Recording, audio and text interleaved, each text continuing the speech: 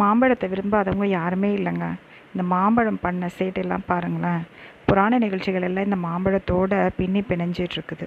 காரைக்கால் அம்மையாருடைய கணவர் காரைக்கால் அம்மையாருக்கு 2 பழம் கொடுத்து அனுப்புகிறாரு இல்லைங்களா?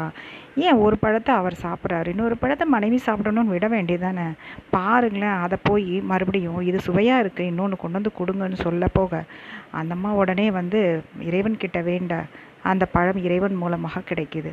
அந்த அம்மாவுடைய தெய்வ அம்சம் தெரிஞ்சு கணவர் அவரை விட்டு விலகி நிற்கிறாரு. அவங்க காரைக்கால் அம்மையாரை வடிவெடுத்து காரைக்கால் அம்மையாரை ஆனாங்க அப்படின்றது 63 நாயன்மார்களில் ஒருத்தரானது புராண கதைங்க. அதுக்கடுத்து பாருங்களேன், நம்ம முருகப்பெருமான் கோவிச்சுக்கிட்டு பாருங்கள் எங்கே போய் மலையில் போய் நிற்கிறாரு, ஆண்டியாக போய் நிற்கிறாரு. அதுக்கப்புறமா அவையாரோ இல்லை மற்றவர்களோ சிவனும் பார்வதியும் அம்மையப்பன் எல்லாரும் எவ்வளவோ சொல்லி அதுக்கப்புறமா அமைதியாகிறாரு. மாம்பழ சூப்பர்.